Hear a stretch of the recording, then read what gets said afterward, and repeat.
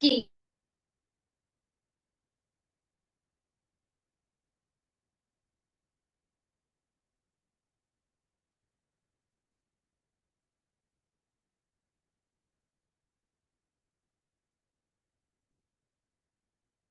Hello, everyone. Thank you for being here. We're just letting some people in and then we'll start very shortly.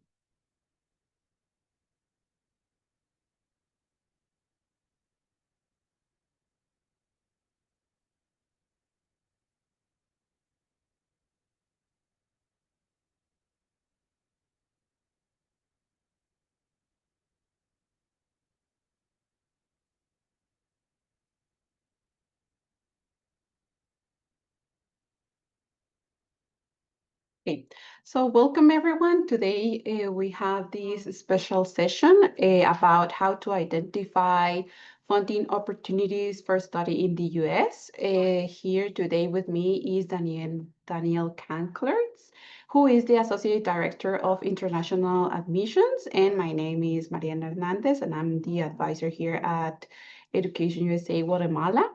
And to start, I'm going to share with you the agenda. First, we're going to start with a very short welcome, and then I'm going to explain a little bit about what is Education USA. And then we'll jump right into how to identify funding opportunities for study in the US. And at the end, we'll have some time for questions. So you can send your questions to me, and it will be um, answering them at the end of the session.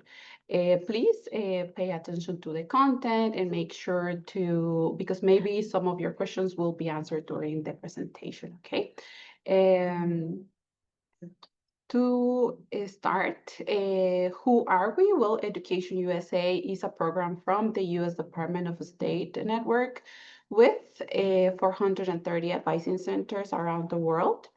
We provide accurate, comprehensive, and current information, and our objective is to guide you during the application process, inform about the general requirements, and facilitate the research options to study in the US. Uh, so we are right now we are at the Walt Whitman American Center. This is based at Instituto Guatemalteco Americano IGA, and we are part of the American Spaces network too.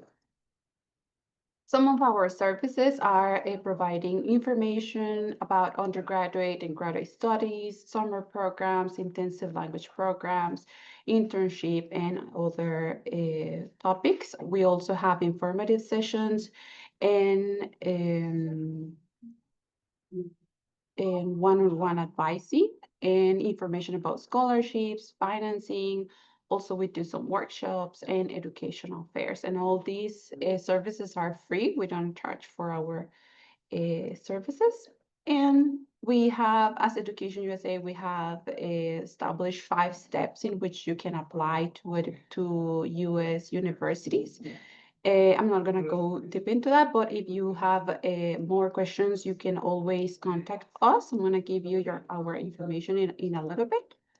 But I just wanted to let you know that we have another webinar on May 12th. This is going to be focused more on SAT and AP essentials. And you can scan this QR code to register if you're interested to know a little bit more about the SAT and AP. And this is our exams that you have to do sometimes to apply to some universities. So here's our information. Please reach out to us. Make sure to follow us on social media, or contact us via email if you have extra questions. And now I'm gonna give the control to Daniel with the topic of today.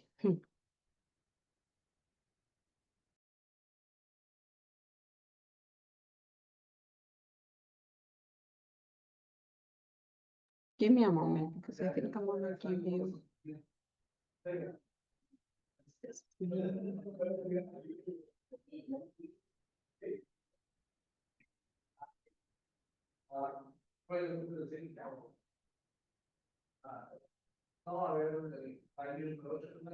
There you go. I think you can Awesome. share. Thank you so much. Hello, everyone. Thank you for joining us today.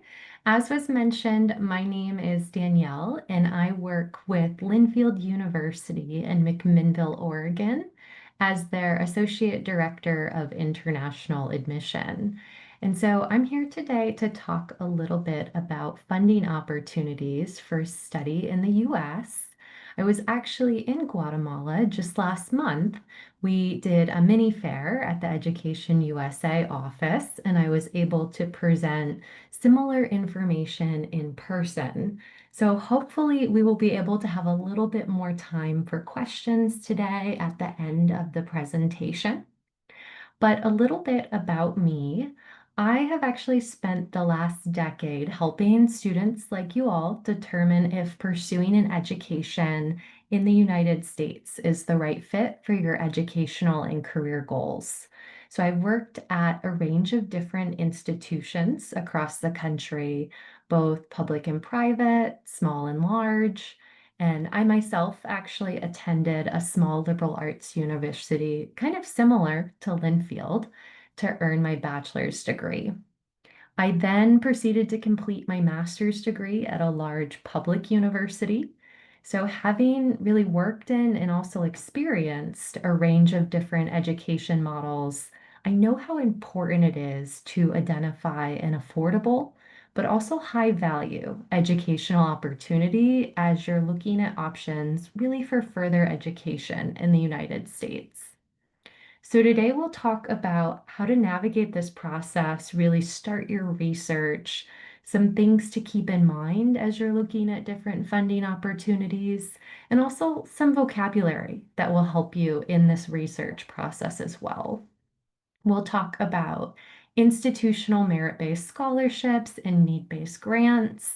We'll talk about working on campus and then other sources of funding too. And before we get started, I do want to make sure that we're all on the same page with vocabulary. So, when you're looking at attending a university in the United States, it's important to know that every institution you're looking at is going to have financial requirements that you must submit to them in order to be eligible for your student visa. How this process works is that to be issued an I-20 document by the university that you receive admission to and apply for that F1 student visa, you'll actually need to submit evidence of funding for 1 year's study and living expenses. This amount is determined by individual universities, but showing financial documentation is actually a government-imposed requirement in the student visa application process. I know sometimes students will reach out to our office and ask if there's any way we can waive this funding requirement for them. And unfortunately, it's not something that institutions can waive because you do need to demonstrate that for your student visa eligibility. And even beyond what the university is requesting from you, it's also something that you might want to have on hand when you're going into that visa interview as well. The actual amount that you will need to show does vary based on the university's tuition and room and board costs. Most universities will also include estimates for books and health insurance within this overall cost of attendance amount.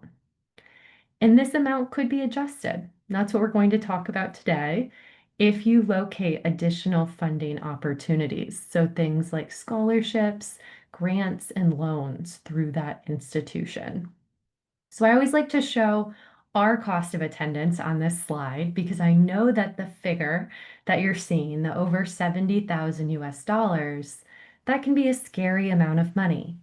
But rest assured that the majority of our international students are not paying that sticker price. What you're feeling, that fear, it's called sticker shock.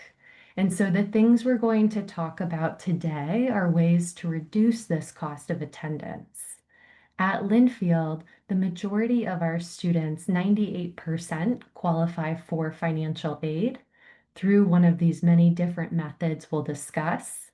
And this cost of attendance could come down by up to 60% through those different funding mechanisms. So when you're looking at universities and you're starting that application process, you'll want to ask the individual institutions how to show your financial proof. Some universities require original documents to be sent to them via postal mail, while others may accept scanned copies. Some universities require liquid funds in a checking, savings, or money market account, whereas others may also accept things like loan paperwork or property declarations. But remember, you do need to demonstrate this funding before you would be issued that I-20 document necessary for your student visa application. But because individual policies at each school may differ, starting this conversation early to make sure you're adhering to all of the relevant deadlines is going to be particularly important. So now that we have that kind of base understanding of the vocabulary that can be part of this process, let's talk about the types of funding opportunities available to you for financing your U.S. education. So today we're going to talk about university scholarships, academic merit-based scholarships, as well as need-based grants and financial aid from the institution. We'll look at graduate assistantships and teaching assistantships, as well as other opportunities to work on campus, such as perhaps during your bachelor's degree studies. And then we'll also talk about locating external scholarships and educational loan opportunities. So, to get started, the first and foremost place that you want to look at funding opportunities is the individual universities where you're going to be applying. So, knowing that you can meet the admission requirements of a university is important, but so is knowing that it's going to be a good financial fit for you. Once you're looking at a particular list of universities, searching their websites for scholarship resources, typically on like an international student scholarships page or maybe a financial aid website, are going to be the best kind of parts of that website to start your research. It's always important when you're looking into these types of institutional scholarships to make sure that you're reading the eligibility guidelines. You'll want to note whether the scholarships are limited to certain countries or academic programs of study, and if they require certain test scores or marks, or if they have some other criteria or limitation placed on them. If you can't determine what the eligibility criteria for a scholarship is, reach out to the university and ask. Most institutions, that's really what the admission office is going to be there for throughout your application process. We are here to help and to address those questions as they arise. And any university should have a contact email address or phone number that you can reach out to for this type of information. So to give you an idea of like the types of academic scholarships that you might encounter, I'd like to highlight just for a moment what we offer at Linfield. So the majority of our scholarships are at the undergraduate level at Linfield, and they're called academic merit-based scholarships. They're going to be based on a student's high school or university grade point average as calculated during the admission process and at the time of application. Those scholarships range in value from 26,000 per year to 30,000 per year, and there's no separate application process. They're actually awarded automatically at the time of admission to all qualified students. And we actually at Linfield reset the minimum grade point average to receive one of these awards each year to really tie it closely to our standards for admission so that most students entering Linfield are qualifying for at least that minimum scholarship amount. You'll find a lot of US universities are offering some type of academic merit-based scholarship, But these amounts and the eligibility criteria are going to vary widely. At some institutions, you may also need to fill out an application specifically for these scholarships or compete for them through some other kind of examination or interview process. While some might award them similarly to Linfield in that they're automatically awarded, it is commonly going to look at things like your high school grade point average, your university grade point average to determine your eligibility. Some universities may extend these types of academic scholarship offers to their graduate students, but I would say that this is less common overall. And if they are being awarded at the graduate level, they're normally going to be more competitive with a more limited number of scholarships being awarded or a higher grade point average being required for eligibility.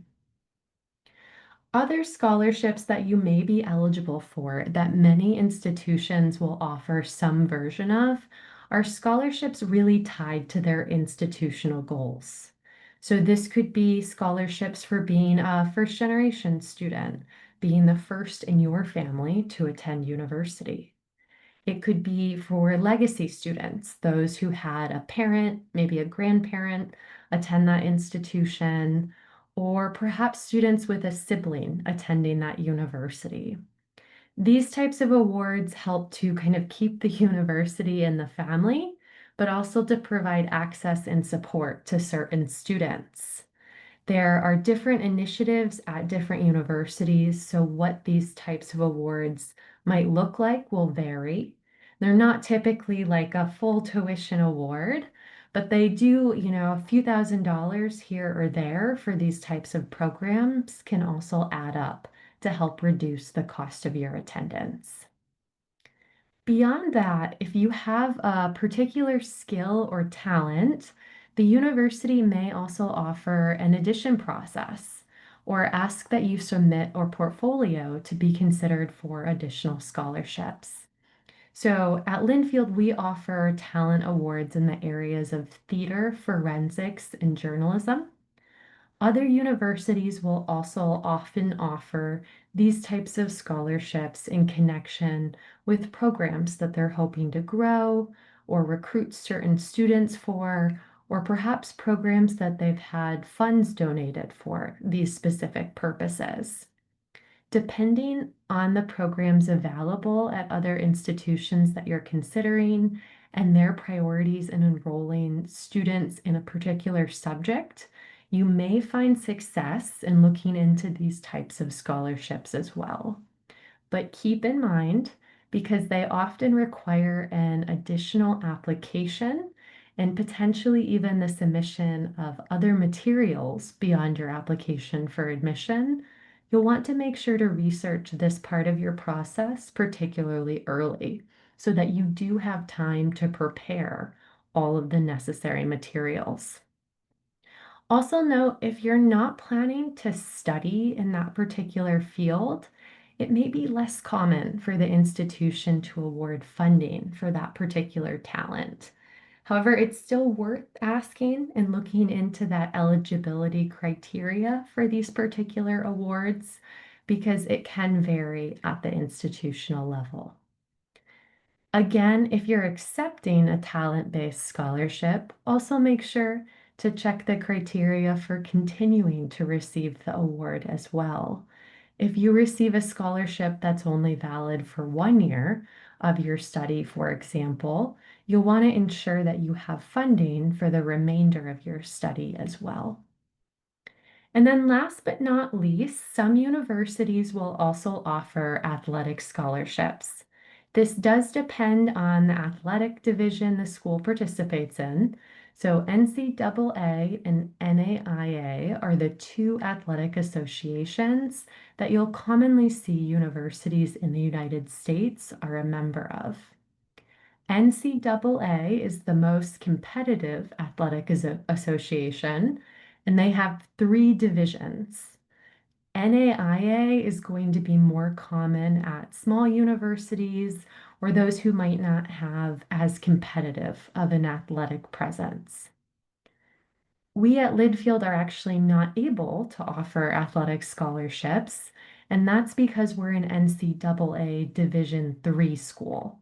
That's the division of NCAA that does not permit athletic scholarships, really in an effort to promote balance for student athletes during their undergraduate education. However, if you are an athlete and you're planning to compete at the collegiate level, know that NCAA Division One and Two schools, as well as NAIA schools, can offer athletic scholarships at partial or full tuition. These are scholarships that are typically being offered to recruited athletes for particular teams, but it never hurts to connect with the coaching staff early, provide information on your past performance in that particular sport and your current competition schedule, and ask about available scholarship opportunities. Many universities provide a prospective athlete questionnaire on their athletic website, and that can also be used to start a conversation with coaching staff. All scholarships, though, regardless of their name, what category they're in on this list, or how you're receiving them, are likely going to have eligibility criteria to maintain those scholarships. You might need to meet a specific grade point average each year or each semester to continue receiving the funding. So make sure to take note of this and ensure if you're accepting a scholarship that you continue to meet that criteria throughout your program of study as well. And it's also important to be realistic in your scholarship search. I get at least one email every day asking if we offer full tuition scholarships. And while many universities, including Linfield, are interested in diversifying their student body and really do want to help and support students in funding their education, it's simply not realistic to expect that many institutions are going to be able to provide that type of funding for your education. So, really thinking about this process early on as you're selecting your university list and figuring out which institutions might be a good fit for you, factoring finances into that equation and thinking about the types of aid that individual institutions offer is going to be really beneficial in determining that you end up at an institution that's a good academic, but also financial fit for you. And so, beyond these types of scholarships, I do also want to talk a bit about graduate and teaching assistantships. So, this is specific to those of you in attendance today who are looking at master's or PhD level study. These programs are most commonly available at larger public research institutions with sizable graduate programs. So, in return for the work performed by the student is then compensated by receiving an hourly wage, a stipend, or partial or full tuition waivers. And the work that you're performing is typically a support role on the university campus. Perhaps you are teaching entry-level classes or assisting a faculty member with grading, or you're taking on a leadership role in an administrative department, managing undergraduate student staff. The roles themselves can vary a bit, but the idea is that you're supporting that institution in its mission, and in return, you'll receive financial support towards your education. At some institutions, these types of graduate and teaching assistantships can fully cover a student's tuition and fees and also even provide a stipend that could cover most or all of their living expenses, such as housing and meals during the academic program. As I mentioned, these positions can be housed in academic or administrative departments, but the opportunities often do align with a student's program of study to really provide work experience during your degree program that is ultimately relevant to your career and a great resume builder. Depending on the university, each assistantship may have different terms when it comes to compensation and the amount of work required. Students on an F1 student visa are not permitted to work more than 20 hours per week on campus during the school year. So, this is often the maximum number of hours worked as part of an assistantship. If you're planning to apply for graduate level study and are interested in obtaining an assistantship at your chosen university, it's also important to start this application process early. Some universities will build this into their application for admission, where you'll indicate interest in that graduate assistantship. But at others, it'll be more similar to applying for a job. You might need to go to the university's careers website or navigate other opportunities in your particular department that list what graduate work opportunities are available. In other cases, like at Linfield, assistantships may be primarily offered by the graduate departments, and they really do require direct outreach on your part to learn about the opportunities. So, in either case, it's often helpful to reach out to the department where you're applying early to build connections with faculty and really establish your interest in any available positions. Most assistantships are considered competitive in nature. So, in addition to completing the designated application process, you'll likely need to interview for the position, and you may even need to have prior work or academic experience in this area. Some schools will also require that you be fully admitted to your academic program before you can begin applying to these assistantship opportunities. So, reaching out to the graduate school or the individual department can also help to give you further guidance on this. If you do receive an offer for a graduate assistantship or teaching assistantship, I always recommend that students make sure they receive a written offer letter from their department that details this information about the amount of work and the pay for the role. This can be very helpful in your visa interview process, and it may also be required by your institution's international department to be able to print that funding on your I-20 document. So, for those of you that have been listening patiently but are not looking at master's or PhD programs, rest assured there are other opportunities to work on campus beyond these types of assistantships. These are often through a part-time position on campus.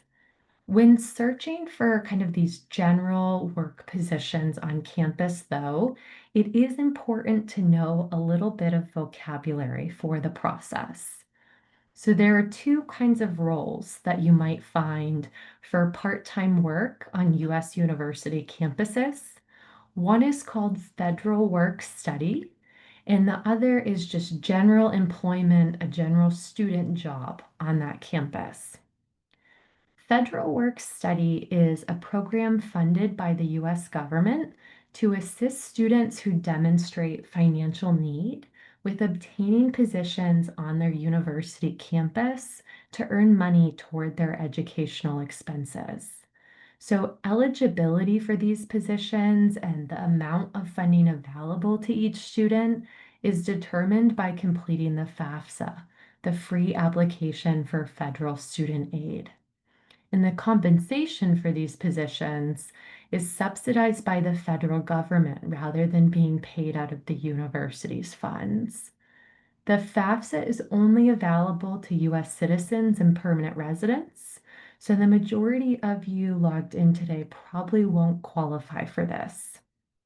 That's why it's important to know that if you're looking for a position that says you must have federal work study, you most likely cannot apply or be hired for that position. However, international students can still be eligible for other campus jobs. You just need to make sure that they don't have this designation. Compensation for this type of work typically comes in the form of a direct paycheck. So you'll need to pay taxes on your earnings. And typically, the International Student Office on your campus can help you in determining how to file your taxes each year or perhaps recommend external tax assistance for you. Sometimes, like at Linfield, I know we often have like discount codes as well for external tax filing assistance. So it doesn't hurt to ask and see what's available to you. International students on that F1 student visa, as I mentioned, you're able to work on campus for a maximum of 20 hours per week during the school year. You should be able to obtain any additional restrictions on your employment and the most up-to-date regulations regarding student work from the international office on your campus. Because off-campus work is not permitted to students on F1 student visas, except for in extenuating circumstances, this is often international students' only option when it comes to employment in the US during their studies. I'm sure many of you have heard of programs such as CPT or OPT. That's curricular practical training and optional practical training. These are two options to work off campus during your studies, but they are regulated routes. So traditionally, students who are completing CPT during their studies are doing so like on a volunteer basis, maybe as an unpaid internship. And then OPT does not incur until after you have graduated with your degree. Both programs, those roles must be related to your course of study, whereas working on campus can be a more general opportunity for you to earn additional funds while you're still in that academic program with no restrictions on the type of role held on campus beyond that maximum hour per week that you can work. It's important to know that student jobs on campus are often limited by the university budget. So what you'll see available will vary school to school. I know about 60% of our students at Linfield work on campus at some point before graduation, but at some schools, depending on the size, that number might be much lower. And to give you all an idea of what compensation might look like, I would say the hourly rate is typically somewhere near minimum wage in the location of that particular university. The minimum wage in McMinnville, Oregon right now is right about $14.50 per hour. So while the rates do vary by cost of living in that local area, that gives you an idea kind of earning potential. Many students are using these funds for like kind of extra miscellaneous expenses. You know, maybe you need a good winter coat because you're from a warmer location and you end up in winter and there's a bunch of snow. Maybe you need some new snow boots. But it's less common that students are using these funds to pay their tuition simply because you are often making those tuition payments much before you would earn these funds. And the amount of funds you're earning is typically not going to cover that tuition bill. To find these types of positions, many universities offer campus job fairs. They might have a centralized job posting website as well. We use the website Handshake at Linfield. It's pretty common at universities, but there are a couple of different kind of providers for this type of website too. So once you're on campus or in the months leading up to arriving on campus, that can be something to research so that you're able to identify these opportunities right away. And then beyond working, I also always like to make sure that we talk about need-based financial aid. So while this is still kind of a growing practice and not common at all institutions, some private universities or highly selective universities do offer this type of need-based financial aid to qualified students. If a university does offer financial aid, chances are that you will need to fill out paperwork in addition to the financial documents required for the I-20 document that we already discussed. And this additional paperwork will likely demonstrate your family's income and living expenses. Because this process is defined by the institution, the documents requested of you may vary, but it'll often be things like pay stubs, bank statements, tuition statements for any siblings that are also in school, perhaps like a property or land valuation or something else. A university offering this type of need-based financial aid to international students does not mean that they'll necessarily be able to meet your full financial need, but it does mean that they'll assess your eligibility based on the information that they're requesting. So, universities that offer this type of need-based financial aid fall into two categories. They could be need blind or need aware during their admission process. Need blind means that admission decisions are made separately from a student's request for financial assistance, whereas need aware means that admission decisions are made in consideration with the amount of funding that you'll need to attend the university.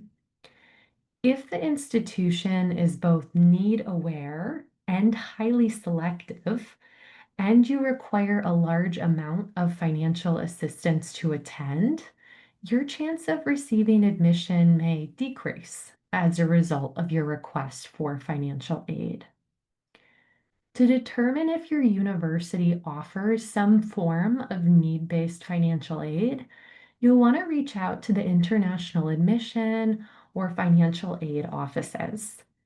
As you're reaching out, make sure to note that you're an international student, as many universities offer a different type of financial aid to domestic students.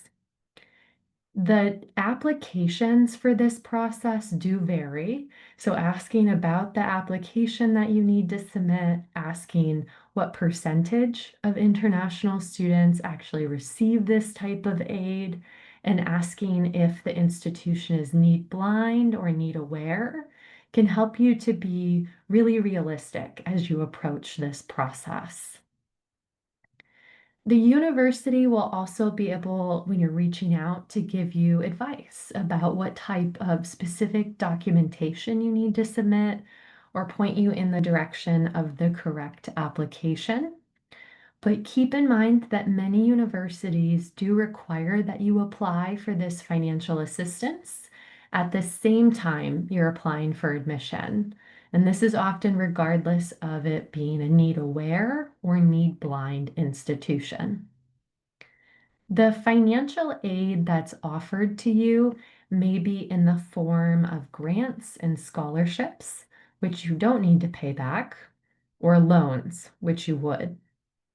The terms of a loan will vary greatly depending on whether a cosigner is required or whether the university outsources loan packaging. While any financial aid offered to you should be notated on the I-20 document, it's also worthwhile to ask the university if a financial aid offering would help to reduce the amount of finances that you need to show for your student visa. To get an idea of which schools might offer financial aid for international students, College Board's CSS profile has a pretty good list of about 300 institutions that accept their standardized application.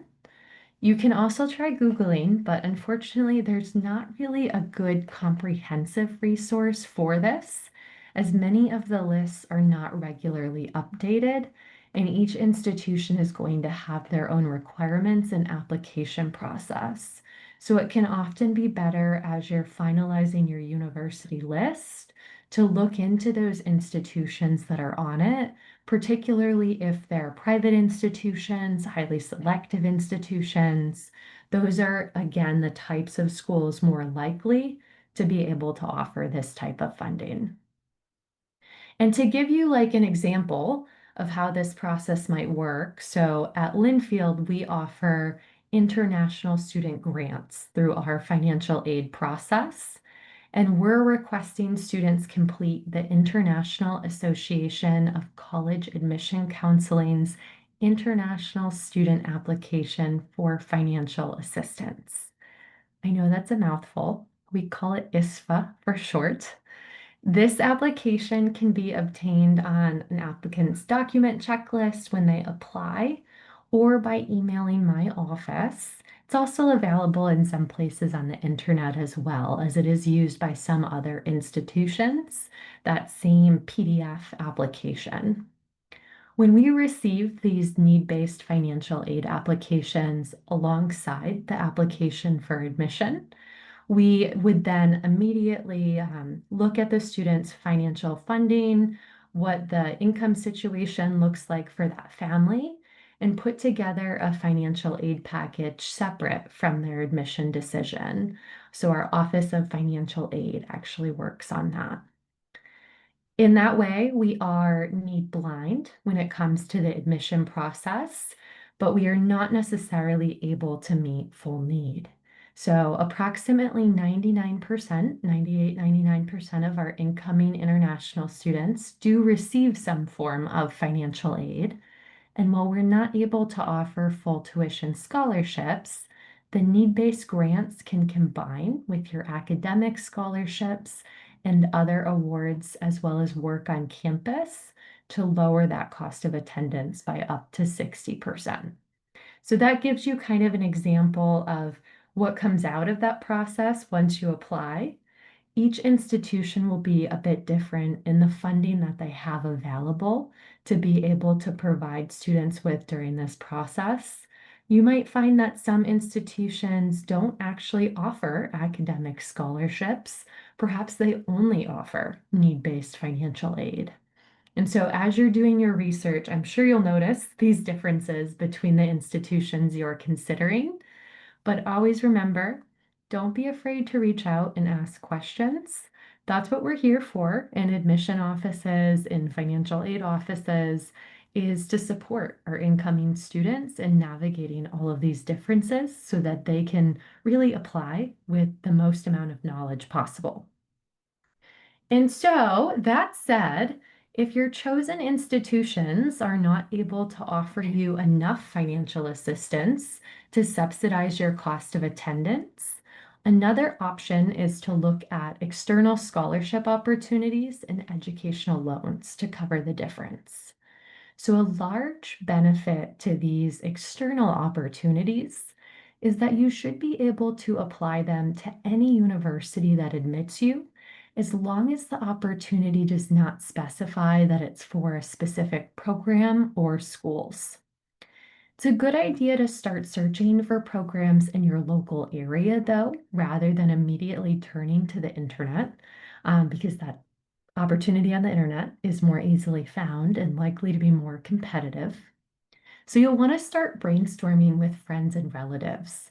Do you know of any scholarship programs through your country's Ministry of Education? Do you or your parents' employers offer any scholarships for international study? Are there any type of awards that you might qualify through the US government or another government that's subsidizing the cost of education for students?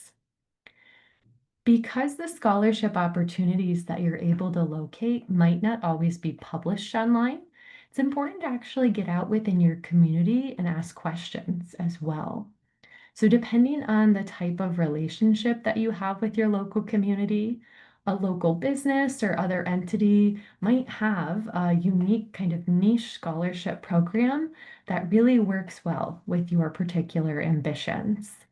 I know when I was applying to university, I found out that my local bank, my credit union, actually offered a small scholarship for students that were applying to study at the university level.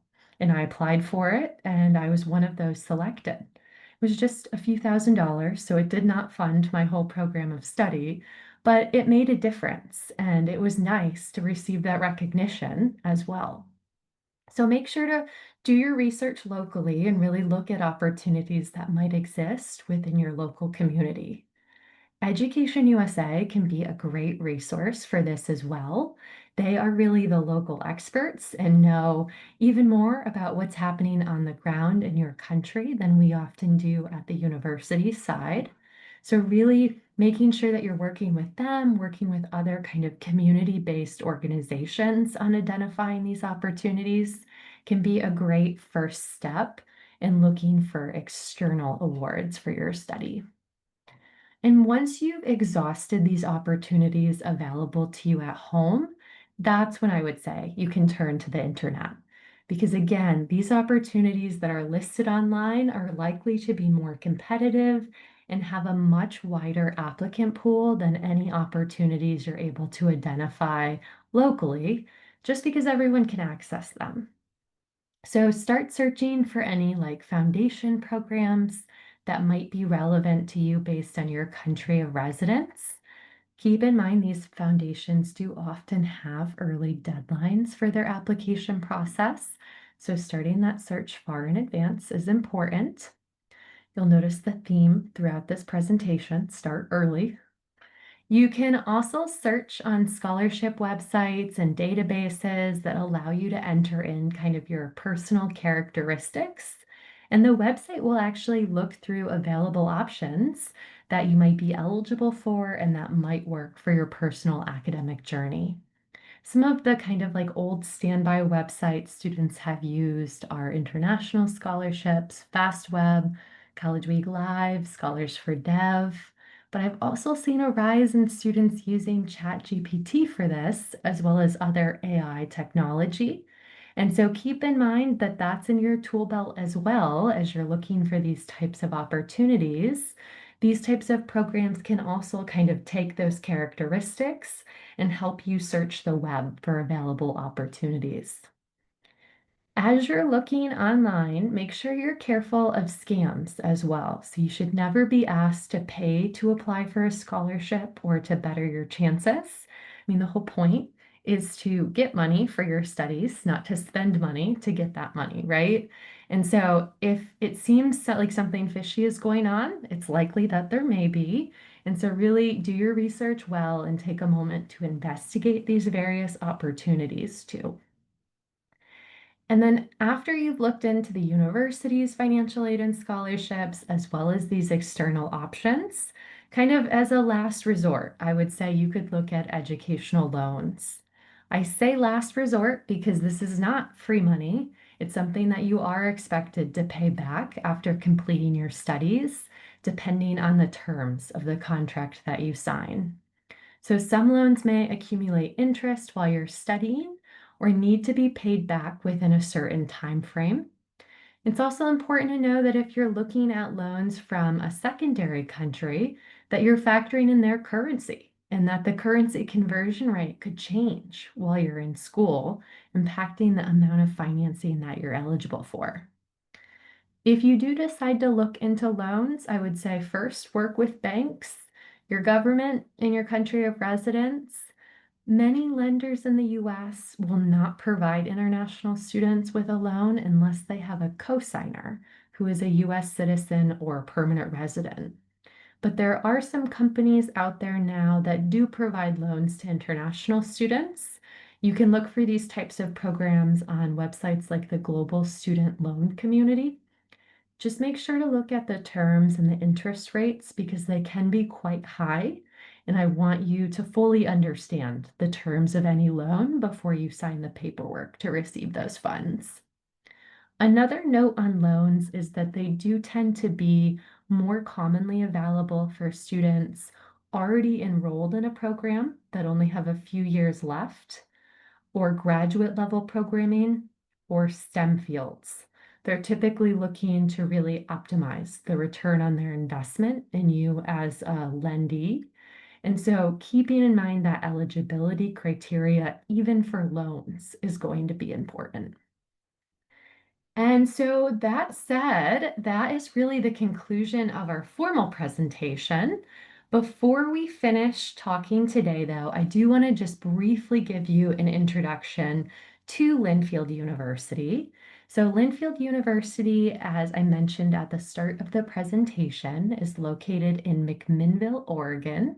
You can see here on the screen a map to give you an idea of where that is if you're not familiar with Oregon and McMinnville.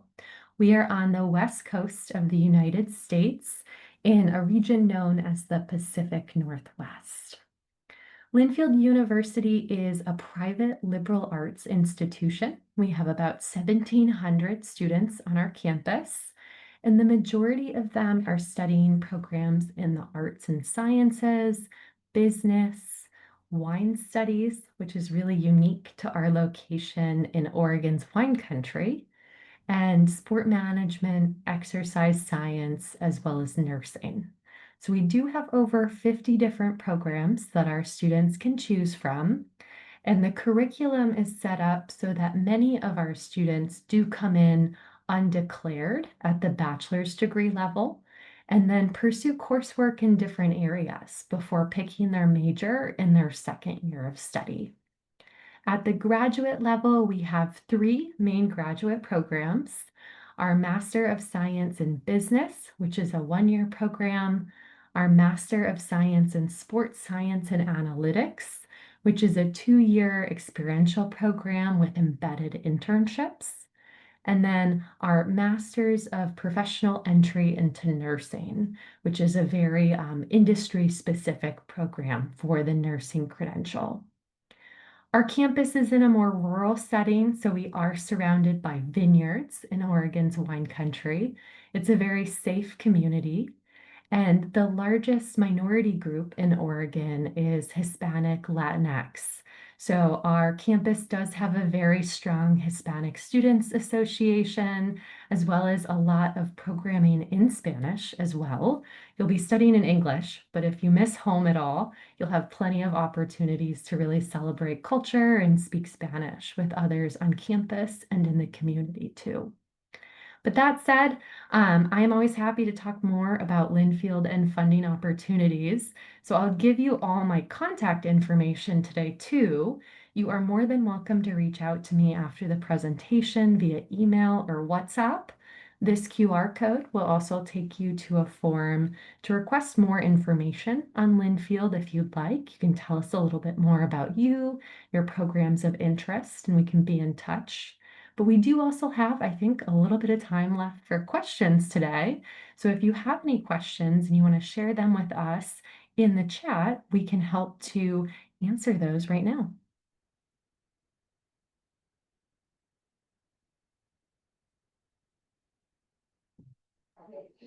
Thank you. Yes, we do. We do have some questions. Let me just start with the first one. Here we have,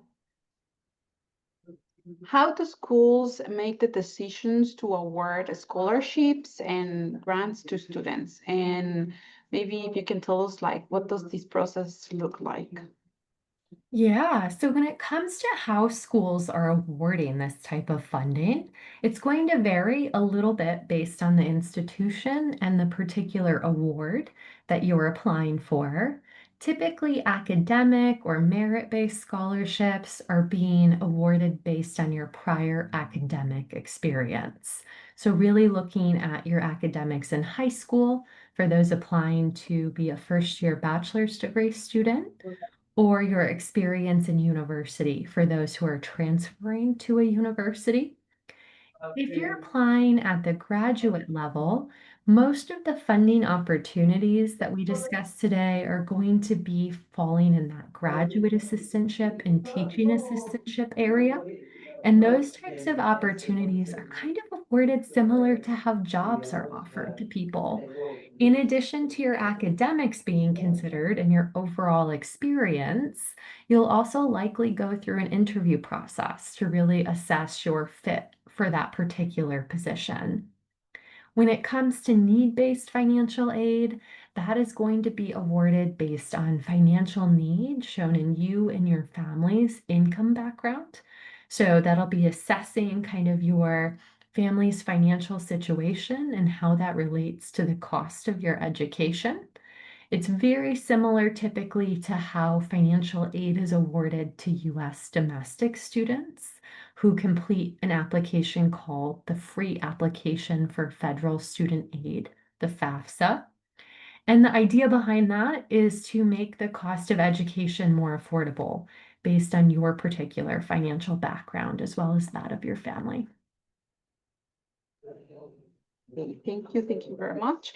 We also have, do you have any recommendations when asking questions about financial aid to admission counselors? Yeah, so when you're asking an admission officer about the financial aid offerings at their university, first and foremost, make sure to identify yourself as an international student, if that's your identity, because that will help them to specifically share the process related to those who don't have US citizenship or permanent residency. Beyond that, asking them if their policy is need aware or need blind when it comes to financial aid, assuming that they do offer financial aid, check that first. If they don't offer it, then it doesn't matter what their policy is, as they don't have that available. But yeah, need aware or need blind is important to know just for you to understand really your eligibility in the admission process and how that's impacted by a request for financial aid. Asking the percentage of students who receive financial aid and then the maximum amount of funding available can also help you to better understand what that financial aid package might look like should you apply. And then asking what type of aid is included in that package. Is it always free money in that it's scholarships, grants, or are there loans included in their financial aid packages that you might need to pay back? And does the financial aid package include an opportunity to work on campus? Really better understanding the financial aid package and how it works will come from, I think, answering all, or asking all of those questions and then evaluating the answers that you receive from the university. Okay, thank you. Um, mm, okay, here's one. It says the cost of attendance is only for undergraduate or for masters too. I think they mean like at the beginning when you talked about a little bit about the cost of attendance. Yeah. So at Linfield, like at many institutions, the cost of attendance does differ between undergraduate and graduate programming. So the cost that we looked at the beginning of the presentation, that was for our bachelor's degree programs at Linfield. At Linfield, each graduate program, so those three that I mentioned, they actually all have their own cost of attendance.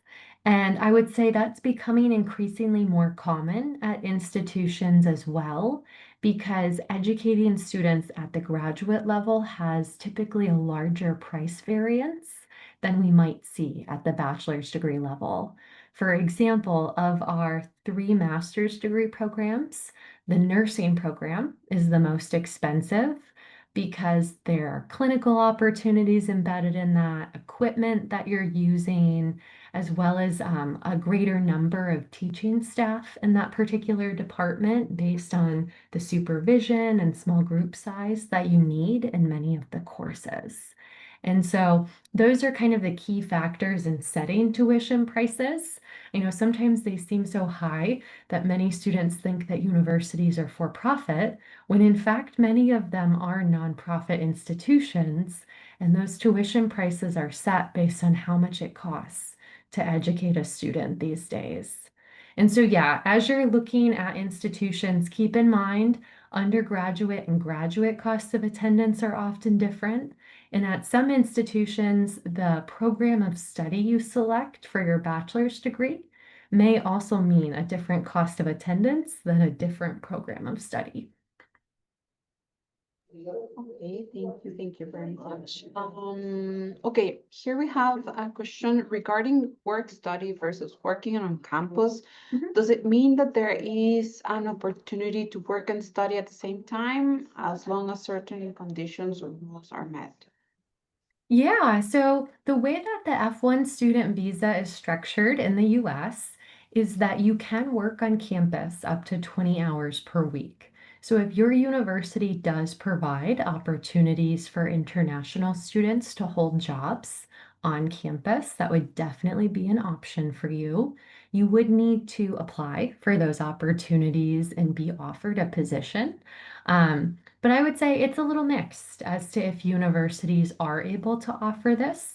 Some just don't have funding to be able to hire international students on their campuses. Most commonly, institutions that offer like a dining hall or residence life through like a dormitory on campus, they might hire in those departments. Other departments, I would say it really comes down to that institution's funding. So that's something definitely feel free to ask admission officers as you're going through the application process. They'll be able to speak to that at their particular institution. But yes, it's definitely an option within the terms of your visa. It's just about the availability of positions itself. Okay, thank you. Well, there's one that says, how long does the scholarship last or how much time does it cover? But I think I don't know if you can add something a little bit about this. Yeah, so it will depend a little bit on the particular scholarship, but many institutions realize how important this funding is to you in financing your education. And because of that, they are making every effort to ensure that these scholarships are renewable for the entirety of your program. That might mean that, like at the bachelor's degree level, you get 4 years of scholarship because 4 years is how long it's expected to take for you to graduate, but you'll often need to maintain certain grades as well in that process. So keep that in mind. If you're failing your classes, you're probably going to lose your academic scholarship. But if you're keeping up with your studies and performing really consistent or better than you were when you started at the university, you should be on the right track to be able to keep those scholarships for the tenure of your education. Okay, thank you, Daniel. I think we're out of time. We had a little bit more questions, but for everyone here, please make sure to reach out to us, either to Daniel or also to Education USA. Remember, we're here to help you. Maybe just I want to share very quickly my our contact so you can reach out. I will be sharing the recording with the people who register so you can have access to it. And I think yeah, that's mostly it. Let me just share with you our contact information just so you can reach out to us. And thank you very much, Danielle, for this information and for all the recommendations that you gave us. I think it was a very nice and a lot of information that we really needed. Definitely. I hope it was helpful. And thank you all for attending. And thank you, Education USA, for organizing this opportunity. I hope to be back to Guatemala in the fall so I can meet with you all in person. Yes, definitely. Okay, thank you very much to all. Bye, everyone. Bye.